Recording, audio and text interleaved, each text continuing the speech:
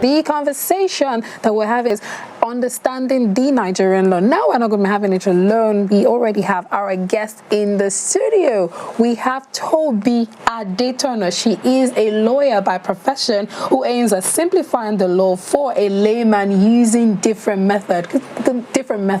Good morning, Toby. How are you doing? I'm very fine, thank you. Good morning. Good morning. Thank you for joining us. You're welcome. All right, so let's jump into what you enjoy doing. That is simplifying law for the layman. Why are you doing this? Okay, simplifying the law for the layman is something I've always loved to do, and I do it because, one, most lay persons really do not know what the law says. Most times people ask me some questions and then I'm wondering, these are the things an ordinary citizen should know about. These are the things you need to know. I recall discussing with a friend of mine where like an average American person knows one or two things about their law. So if any they find themselves in any situation, they can at that moment they can still speak and say, oh, this is not the proper procedure, this is actually what the law states, even if they don't go into the full details. So simplifying the law is something I've done right from the university, and it's something I've been doing using my various platforms to date. Okay, so is this something that has been rewarding? Because I mean, you can decide to do it and then you realize that people don't even have interest. Do you think that people actually have interest in understanding the law, in your opinion? Okay, some do. I remember when I started my platform called Legal Nuggets by Toby. It's just giving people legal nuggets and snippets. Really, when I started, I was a little bit discouraged because the response wasn't much, but there were few people were like, oh, what you are doing is awesome. The feedback from people were actually good. Until date, I would really say that it is rewarding because at least it helped me recently publish the book, which was actually forwarded by Femi Falana SAN. So I would say that yes, that's actually a very good step and a reward system for me. That's very nice. Hold on. Thank you. Let's talk about the Nigerian law. What is the Nigerian law?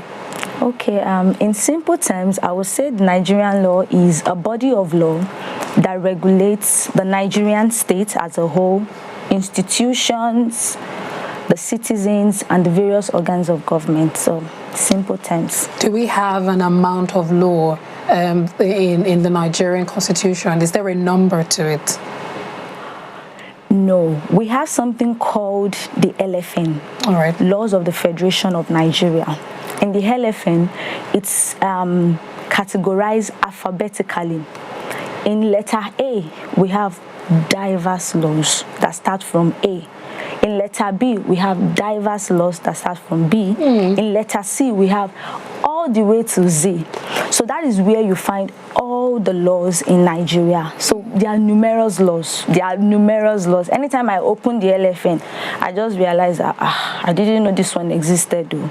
So there are numerous laws. Interesting. So this morning when we were taking understanding the Nigerian law and then 5 laws that Nigerians should understand, there were some laws that I realized that some people are not very familiar with, and it's alarming that people now take this opportunity to infringe on their fundamental human rights. So can you mention, just to re-emphasize, what are these important laws that people should know? Okay, I'm going to start with the Constitution. The Constitution is one of the fundamental laws. Every person, especially the fundamental rights in the Constitution. The Constitution itself is the ground law, meaning is the supreme law. And any law that is inconsistent with the Constitution ordinarily will be null and void.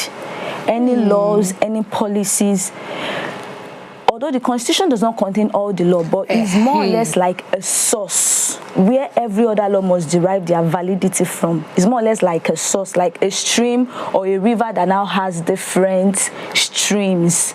So all other laws must derive their validity from the Constitution. I would need you to explain that explicitly, because this morning while we were talking about the Constitution, we're a bit confused that, okay, so yes, it says not all laws are in the Constitution, but every law gets their validity from it. How does it work? Okay, what I'm trying to say is that the Constitution itself lays down some principles and some guidelines. For instance, let's look at the fundamental rights contained in the Constitution.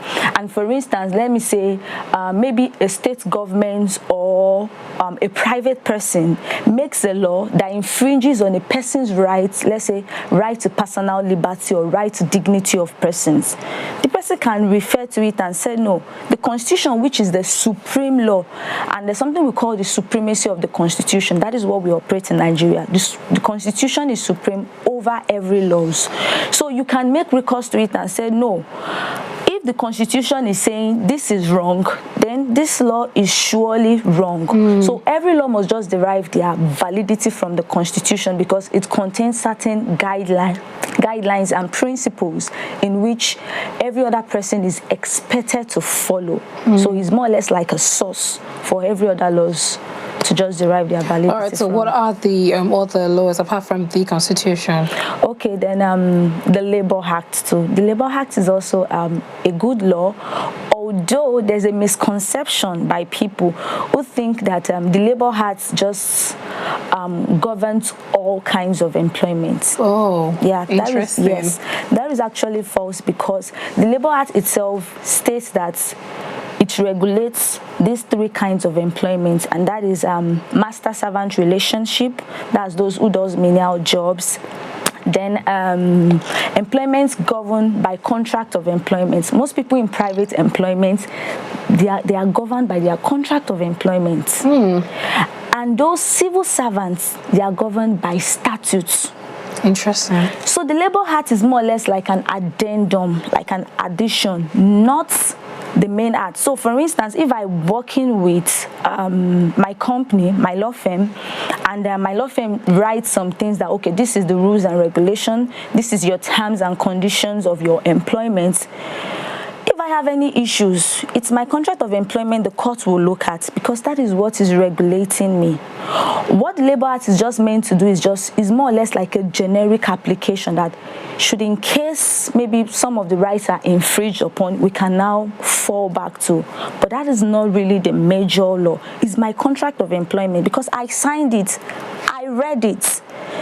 If I wasn't satisfied with it, I would have just said, oh, I don't want to do it. But we know Nigerians, most times, it's just because of what we want to, yes, our means of livelihood. And they say, okay, I can manage. Whereas sometimes the conditions might be stiff. The conditions might be stiff and sometimes we wouldn't be able to voice out, but it's very important, really. I've come across cases and then you wonder, why did you stay so long? Why did you condone all this? Because at the end of the day, you've just destroyed the chances for yourself and, let's say, future pay or severance package and other stuff. So I mean, so let's maintain the Labour Act. You mentioned something on the master-servant relationship. But how does that work? Okay, what our law is that the relationship between an employer and an employee is that of a master-servant relationship, meaning that he who hires can fire at any time and he need not give reason. That is still the position of the law till date. Although we've seen some cases which has stated that should be deviated from. Even if you want to release somebody, you should tell the person, okay, this is really the reason why I'm letting you go. But if you have to look at it as a master-servant relationship, we all know how it is then in the olden days, how you can just say, I don't want you again, get out, don't pick anything, go. But thank God for contract of employment, and sometimes where the court looks at who will benefit more from these things. So thank God the court sometimes will be able to look at this and say, oh, this is actually unfair. If we are to do it this way, this is unfair. So that is why the Labour Act is there as just more or less like a guide.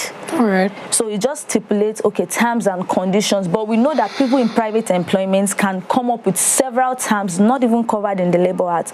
For instance, if my contract states that if you perform well, we'll take you to Dubai, it's not contained in the Labour Act. But the Labour Act has nothing because I'm in a private employment and my employer can decide to just do a lot of things, but just ensure you are doing it on the side of the law and you are being fair to your employee. Okay, so we're discussing minimum wages when we before we had you on the show, and this master servant law, is there a stipulated wage that should be given that can now how do I put this now? That can now mean that this servant is being maltreated or something like that. No, come again. Is there a stipulated wage for a servant? No, there is none. There is none, except that one has provided for the normal minimum wage. There is none except the minimum wage. So if I have a servant and I still decide to pay him 100,000 naira, nothing. Okay. But that's just still the minimum. That's just the benchmark that, okay, it shouldn't be lower than this. But if I have servants and I decide that, okay, we have some drivers who do not have contract of employment, we have some cleaners who do not have contract of employment, but some are still paid well. So it's dependent on more or less like your capacity. Interesting. Yes, more or less like your capacity. If you can do more, yes, but you shouldn't just go below that benchmark. All right. Let's move to the next constitution. So how about Land Use Act? What is there to understand? What should somebody that is about to buy a land know? What should they do really? Who should they talk to? Okay, I would say this. It's very important to seek the services of an expert. It's very important. Land, the issue of land, I laughed because I remember when I was practicing, when I was serving then, I know my area of practice was in property law. And there were lot of land issues, some spanning as much as 20 years in court. Wow. So, and it's normal. See, when it comes to land matter, I would say that's one of the most contentious areas of laws in Nigeria, like issues relating to land. So you need to seek experts. And even when you even seek the services of the expert, ensure you do all the necessary. Like, you go to courts, is there any pending suits on this land? You go to the registry. Who has registered this land? And by the way, I remember a friend of mine, we were doing a search. I wanted to do a search. She was telling me, Toby, did you see that this same land, 3 people have gone to register as the owner? At the registry, like 3 different people are claiming to be the owner. Like he said, he's going to tell his clients, please don't buy this land. So you just need to, you need to seek the services of a expert. It's beyond what you can see. It's beyond what they tell you. You need to go there, the bailiffs, the kings, you need to ask the community who truly owns this land. That's a lot of asking around. It's a lot of asking around. You need to do a lot of asking around because land matters is a very contentious one if you are not careful. It can be so contentious, but there's really nothing bad in also arming yourself with the knowledge too. And land actually is vested in the governor, yes, although they are holding it as trustees for the benefit of the states, but it is vested in the governor, and you only have your statutory right on the land is just for 99 years, so you need to renew after the 99 years. Interesting. Yes, so you need to renew after the 99 years. So once they give you certificate of occupancy, you know, it's for 99 years. So it's not certificate of ownership. No, occupancy. That's why I say is certificate of occupancy. Wow. Yes, now the land belongs, they are vested in the governor. So the governor just giving you for 99 years, then you need to renew after the expiration of that 99 years. I want to pick you up on this particular conversation on the governor actually owning the land. Now, if the governor wants to use where I have bought, what then happens to me? Okay, sometimes the government would want to acquire the land, maybe for, like I mentioned earlier, for public purposes, for the benefit of the state, just to do something for the state. And then when the governor wants to do that, yes, it's at that time it might be that the government wants to revoke your certificate of occupancy if you have one, might want to revoke it, but yes, they have to compensate you for that. Yeah, they have to compensate you for that because you've expended a lot on the land. Some people have built a lot of structures on the land, so the government will have to compensate you, or they would relocate you to a place that is more or less like commensurate to what you have at the moment. Yes. So the compensation also has to be commensurate to what you have at the moment. Yes, it should. Yes, it should be commensurate. Because I mean, I'm wondering if they probably have like a standard price where they're just going to give to you and then you figure out yourself. Yeah, I'm very sure they are going to have to value the land and say, okay, this is it. So they give you the option: should we pay you off or should we relocate you to a better place? And then you are left with the choice of just choosing whichever one you like. So one law that interests me is the criminal or penal code. So how does that work? Okay, so it's just a function of jurisdiction. All right. When we talk about the penal code, it provides for acts and offenses that constitute a crime. All right. But it's only applicable in the northern part of Nigeria. Oh. Yes, that's why it's called the penal code. The criminal law, on the other hand, is just the same thing, acts and offenses that constitute a crime, but applicable in the southern part of Nigeria, meaning that both the eastern, the south, they are also southerners. But the north is something different. So that is why sometimes you might realize that what constitutes an offense in the south is not an offense in the north. Interesting. Yes, for instance, adultery is an offense under the penal code, and it carries a punishment of 2 years imprisonment or option of fine. But in the south, there's nothing like adultery in our criminal law. There is nothing like that. And there's this particular case that we usually make recourse to. Then it went all the way to the Supreme Court and is a foundation for several principles of law now. Aoko versus Fagbemi, where the defendant was charged with adultery.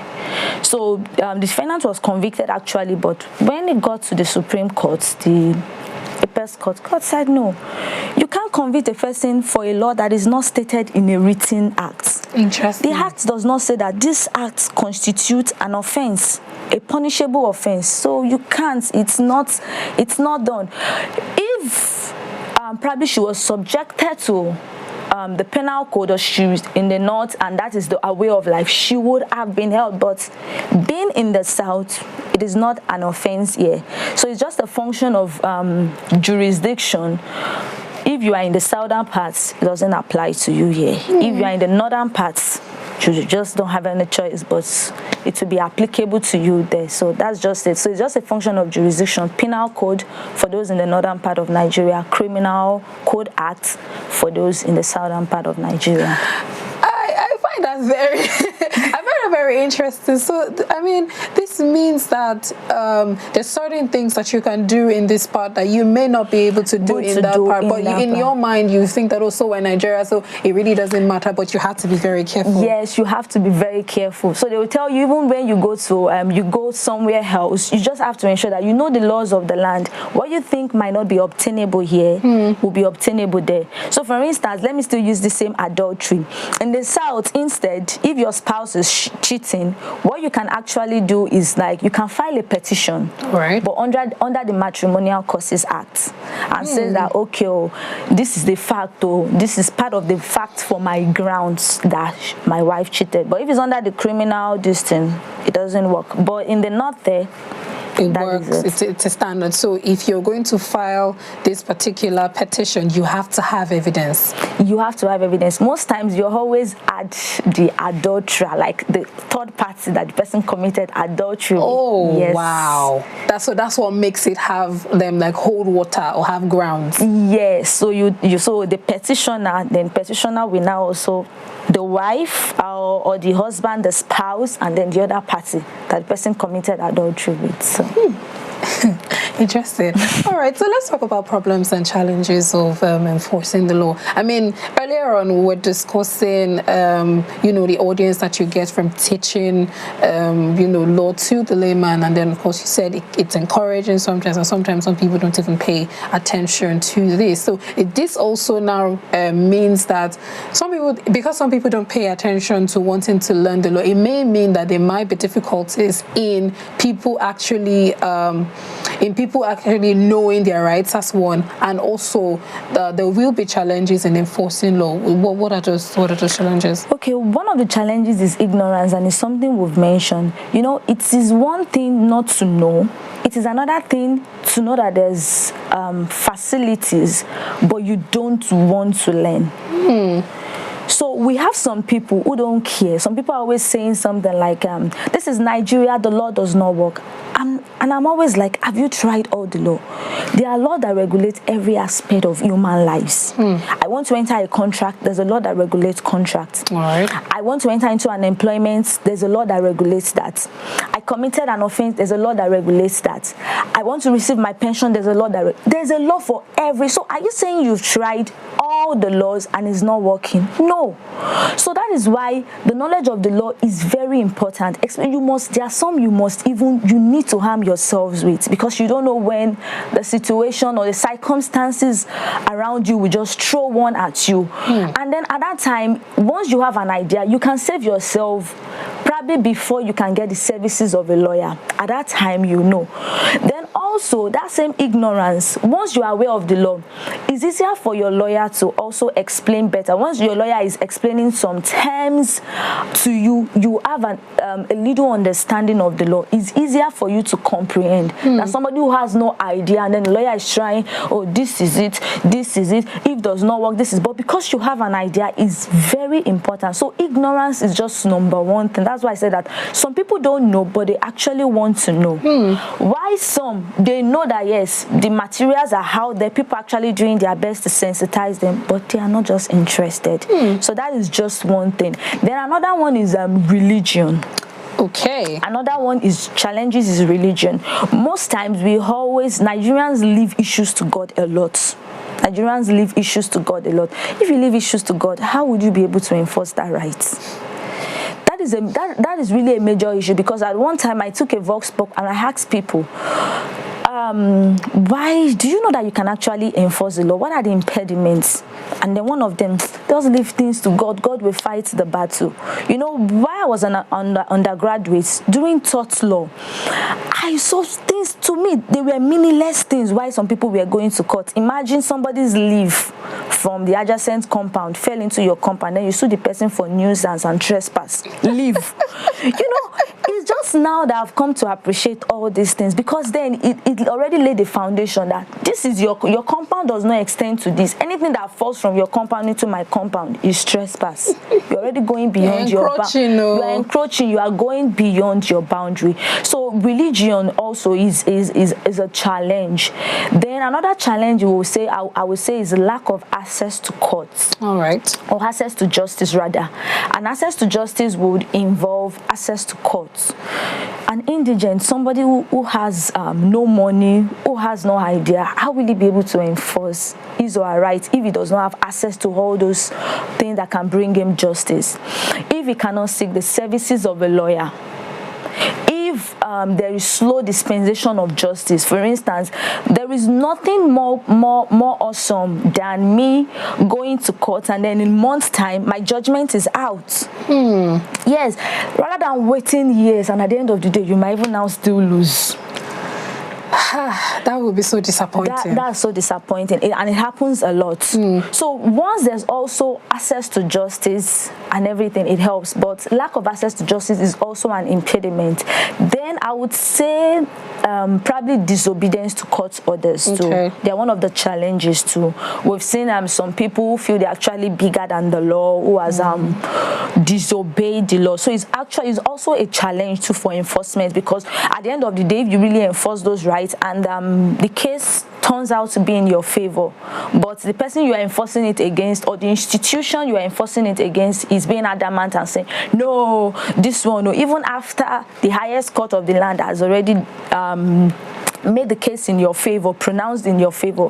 So I would say those are some of the challenges we faced for enforcement. Now, can you tell me what the benefits are for a layman to know the law? Okay, one of the benefits is understanding certain principles and concepts in laws.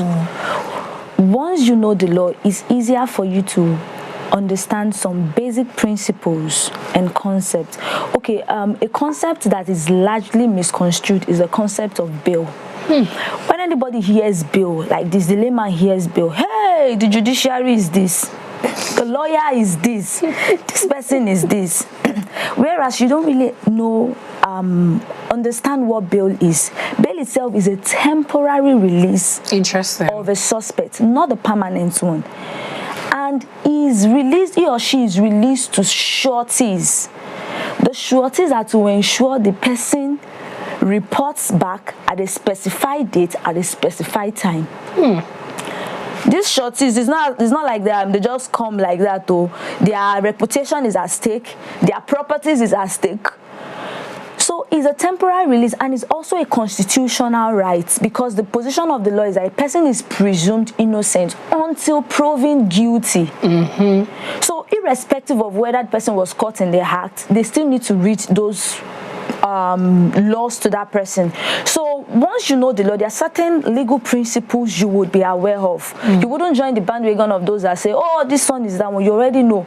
Then once you do that, it enables you to educate those around you. Interesting. So once I know something, it will be easier for me to pass on the knowledge to others. Imagine those who have no access to social media, the televisions and everything. It will be so much easier for me to educate them because I know.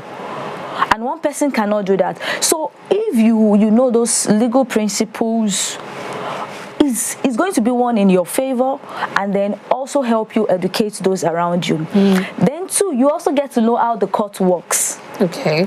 Because there are some judgments you would read, and then you look at some issues, they might be the same thing. Like I mentioned, this Aoko versus Fagbemi now, and has become one of the locus classicals in law that says that a person cannot be convicted for an act that is not stated in a written law. If there is no law that states that this constitutes an offense, you can't impute it, you can't import it from anywhere.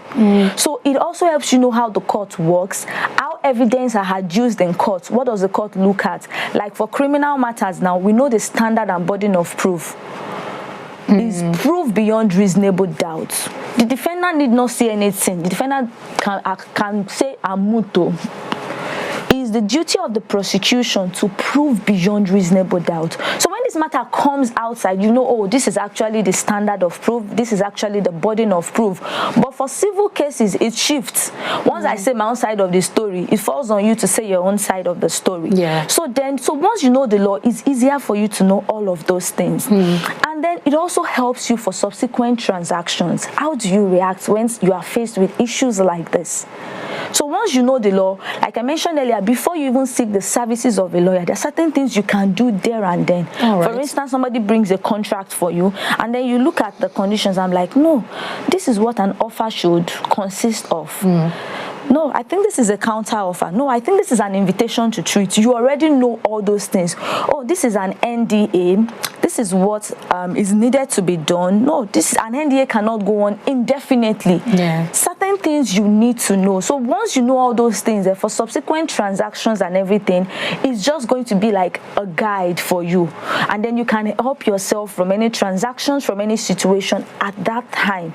Let's say before you get the opportunity to meet the lawyer. And even when the lawyer is explaining to you, you have an idea. It's not going to be so burdensome for the lawyer to start doing all the explanation for you. So let's go back very quickly to that conversation we're having on bail and the misconceptions that people have on bail. So when you go to a police station, you would see bail is free. Oh, you already know what that. Let's talk about that. That's false. So bail is not free. Bail is not free. Bail is not free. You know, sometimes we lawyers have tried to enforce it and you will tell some people, no, bail is free. The client said, no, I don't want trouble. I'll pay. So sometimes it makes even the job of the lawyers hard. Because ordinarily it's just written in paper.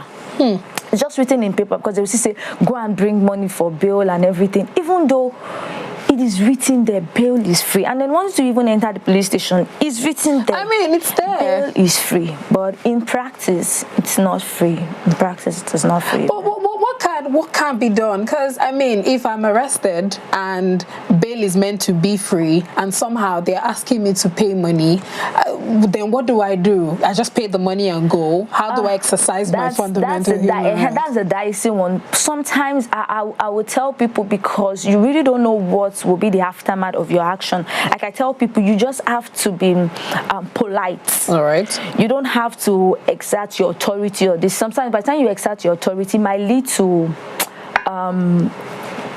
assault on you, or we know sometimes how some of these people behave, so it might lead assault to you. What I would advise would be probably, if you've tried all your possible best and it's still not working, probably you've flexed all your powers and everything, then it also depends on the particular offense. All right. Actually too. Okay. You know, there are some offenses which are ordinarily not bailable, but if they are misdemeanor, simple offenses, yes, they are actually bailable. But if they are capital offenses, you know, but those ones, like I mentioned, they must you're only bailed on the grounds that you have sureties who can stand for you. So, but in that instance, if you eventually find yourself in situations like that, you might want to pay, but then you might also now want to probably write a petition, write a complaint to the necessary authorities. Okay. So, all right. So what are the things that you can do that can be held as contempt in court? Like, I see that a lot. I see contempt in court this, contempt in court that, but I do not really understand it. Okay, well, it depends. Contempt in the face of the courts. We have some that are done in the face of the court and outside. Let's say, for instance, maybe the court tells you not, like, this proceedings is the information shouldn't be disclosed outside. Okay. But you went on TV. This is the fact of the case. This is it. This is it. This is it. That is contempt, but outside the court. But inside, most times is held. Some lawyers have been held for contempt several times, and even those in the gallery, those that came to watch, held for contempt. So it might be that you are shouting and the court has warned you. It might be that you are very rude and the court has warned you. So, but that one, because it happens in front of the judge immediately, so the judge can just hold you for contempt and then just they should go and throw you. So there and then, God will just, it's like a summary trial. It happens there and then in the face of the court, and then, so my job most of the times is just based on whether you are rude, and after you've been cautioned, some people will be cautioned. The judge will definitely caution you, maybe once, twice, but you kept on repeating it. You were rude, you were shouting after being cautioned. So okay, I mean, so this way, a summary trial can be held for somebody that has nothing to do with the original trial. That is probably someone that was just watching. Yes. Interesting. So that's why it's called summary trial. It happens there and then, just for an act that the court said. They'll tell you, please be silent, let your phones be off and everything, just to tell you, okay, these are the rules. But when the court sees that you're out of behavior, court will just charge you for contempt. And again, it might also be that probably you might actually also be the defendant too. Okay. You still have a charge before the court, but it doesn't stop the court from also charging you with contempt again, another charge. So just like double jeopardy that you just so that's the way it is. All right, so before I let you go, as I said before we went on that break, that you're going to teach me how you go about doing your giving services to the layman, that is you teaching them the law. So how do you do it? Okay, I have a platform called Legal Nuggets by Toby. That was how I started. I try to write the law. Sometimes even for us lawyers, we write in a way that is so hard for layman to understand. We use big words, we use Latin words and everything. So, but for my legal nuggets, but that's why it's called legal nuggets, like a nugget. I just tell you, okay, this is the principle. Most times I use "did you know," and then under the caption I just try to write few words that is easier, and I use a language that is very easy to understand, and more or less something that will actually pique your interest. That you would see that, oh, okay, so last week I did something. I did something like, what does this symbol TM, C, and R remain? That's on intellectual property. Yes. And registered or something like that. Yes. And then C, copyrights. Yes. So, but it's not everybody that would know that. So, so once I do things like that piques your interest, so I also make it informational, educational. So I do it like that, Legal Nugget by Toby. Then I also have a community called Nexus Law and You Community. That community we do, aside law, my aim is always, I've always loved promoting legal literacy, because I want a situation where people are abreast of the law. You at least one or two laws that guides your dealings. So we we also do that. I have a team that I work with, wonderful team, and then we also educate people. Then there we also talk about various things like leadership, like career, and some other things, business that are connected to law that you will find yourself with. And lastly, I have a book. I published a book recently, which is called Law for the Layman. So it's a book that also simplifies the law for persons. So that book, I had to ensure that it's going to be an entertaining read for people. Like I had to put a lot of my experiences and ensure that it's not just like a typical textbook. It's something that once you read, you understand. And I try to summarize the laws for people, taking away the verbosity, the big language, and the common language for the ordinary man to understand. Yes, and ambiguities to it. Yeah. So that is just my ways. Thank you so much, Toby, for joining me this morning. We've been having a conversation with Toby Adetono on understanding the Nigerian law.